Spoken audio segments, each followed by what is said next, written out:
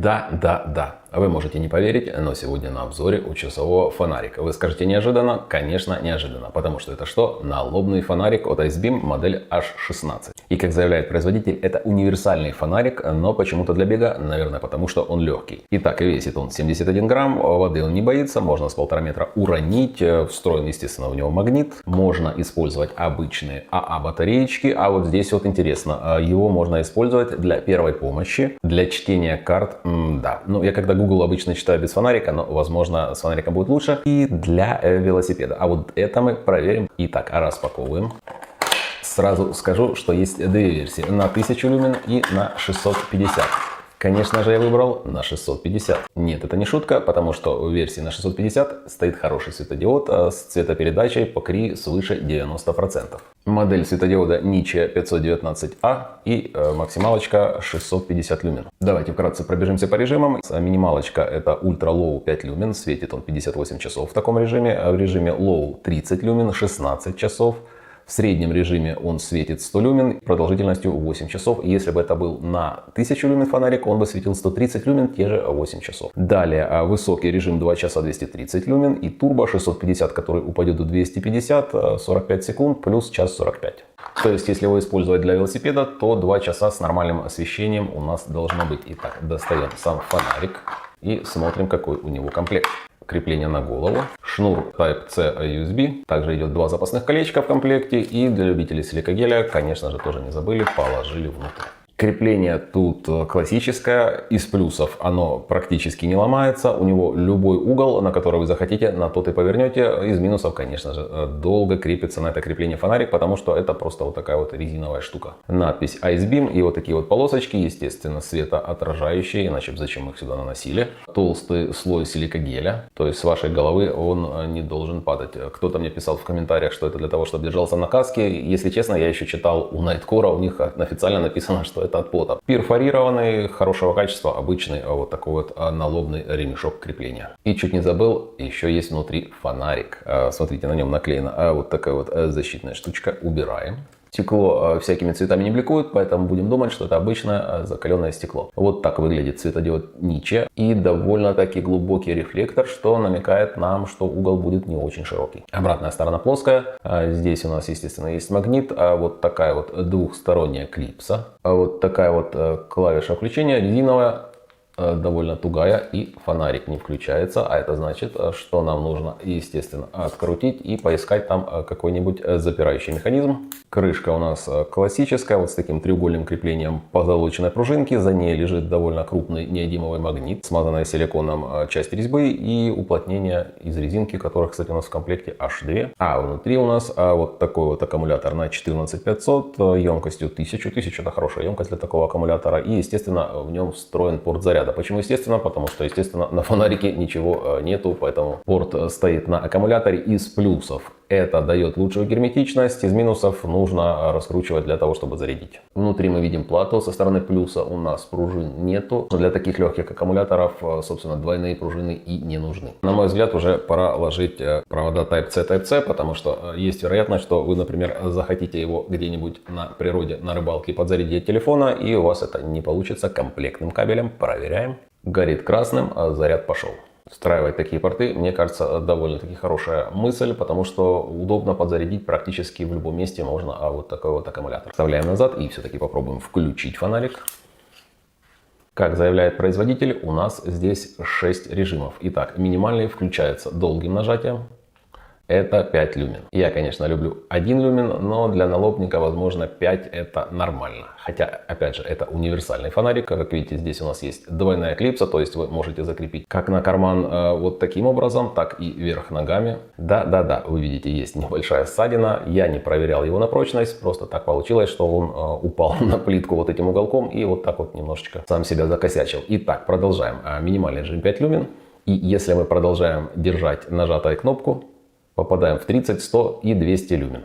Для того, чтобы перейти в максимальный режим, 2 раза нажимаем. Это 650 люмен. Одним нажатием выключается. Если мы сделаем двойное нажатие, мы просто включаем фонарик. То есть мы можем либо же войти в минимальный режим с помощью долгого нажатия, либо же с помощью двойного нажатия в последний запомненный режим. Раз, два, три. попадаем в режим мигалки.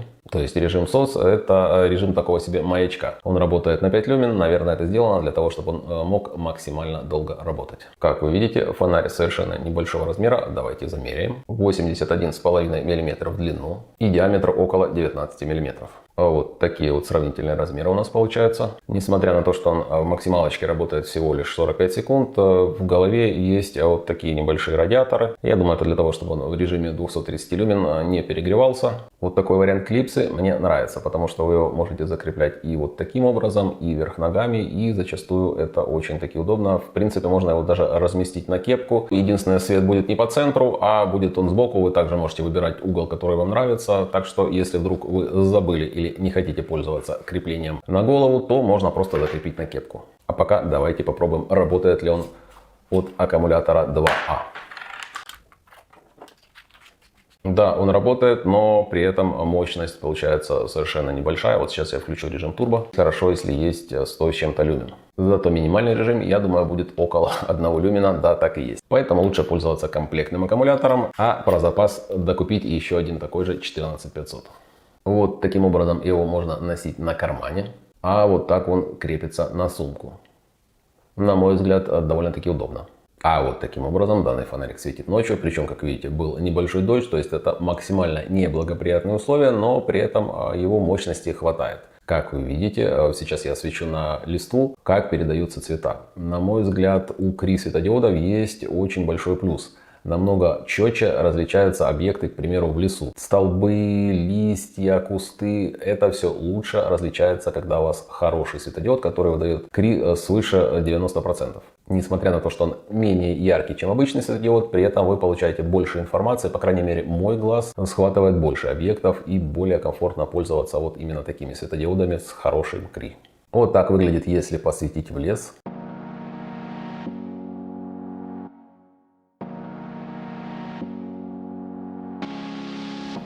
Конечно, 650 люмен здесь дает о себе знать. Вот так вот данный фонарик будет светить в подъезде.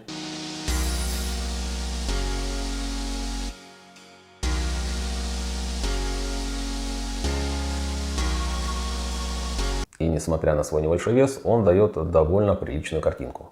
Угол не слишком широкий, но, как видите, довольно четко очерчено центральное пятно. И оно равномерно засвечивает. И также, в принципе, неплохая получается довольно сбалансированная боковая засветка. Кстати, по весу давайте все-таки проверим. 71 грамм здесь, либо же другой вес. Потому что некоторые производители дают вес с аккумулятором, некоторые пустой вес дают. Вместе с креплением 79 грамм, без крепления 54. А что такое 71 грамм? Это, скорее всего, если взять крепление и снять клипсу. Немножечко больше 71 грамма получается, но вот такая вот логика у производителя. То есть он взвесил сам фонарик, аккумулятор и налобное крепление. Так что, когда видите вес фонарика, нужно понимать, что производитель может взвесить как пустой, так и с аккумулятором, так и с креплением, и лучше подержать в руках. Вставлять его — это то еще удовольствие. Зато когда уже его вставили, то, естественно, он никуда не упадет. Плюс еще у него, естественно, любые углы. Поэтому, если вы, к примеру, бегаете, либо же на велосипеде, конечно, лучше крепить на это крепление. А если просто идете пешком, то почему бы не воспользоваться клипсой? С клипсой, мне кажется, на кепке намного проще. Его прицепил, отцепил и в карман положил. Раз уж мы надели налобное крепление, давайте посмотрим, как это будет дело выглядеть на велосипеде. 5 и 30 люмен, к сожалению, для вело, естественно, никак не подойдет, а вот 100 люмен уже можно использовать, если сухая погода, и 230 можно использовать, если прошел дождь, для того, чтобы что-то нормально впереди видеть. Хорошо бы, конечно, постоянные 650, но их хватит у вас всего лишь на 45 секунд. Когда я увидел эти ребра радиатора, я изначально предположил, что, возможно, он больше, чем 45 секунд проработает. Как вы видите, около 45 секунд он четко держит. Потом еще 10 секунд он начинает немножечко терять мощность, немножко начинает срабатывать термоконтроль, как видите, мигает яркость.